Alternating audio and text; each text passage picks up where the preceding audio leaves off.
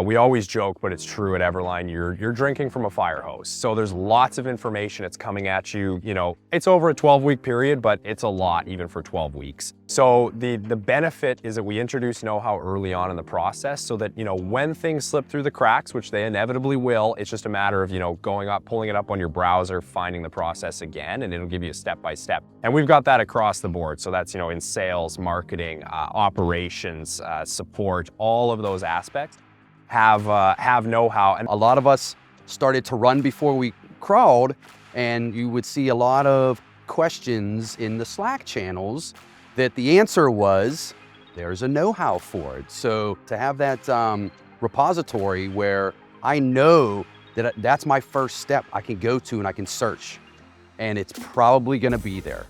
If it's not there yet, maybe we stumbled upon some groundbreaking stuff and it can get there. Traditionally, you know, old school business guys, we had to build out standard operating procedures, SOPs, and KnowHow allows you to make those quicker and transmit that information to your whole organization. There's no need to print a 1,000-page book that people aren't going to read. They can kind of pick and choose what's needed.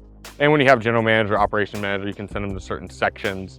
It makes it a lot easier for training aspects and not having to just spend hours upon hours upon hours just reading. Having things previously defined in my business allowed a much shorter time frame for getting staff up to speed and training them and passing down the knowledge with like a clear framework versus trying to do it on just a paper checklist or something like that, where we have the steps, we check them off, and the ease of refreshing those steps, and then also having staff, like, if they're ever not confident on whatever process it's doing, and I'm not there, if I am there or I'm not there, they still have access to that information to be able to say like, okay, so here are the 10 things that we're supposed to do when we're painting X.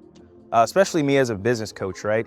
Learning these systems to be able to be an asset for our franchisees, it's been easier to be able to understand what our franchisees are doing day in and day out. And being able to talk through those processes step by step and helping them and guide them through those things so that when they teach their team, it's easier for them.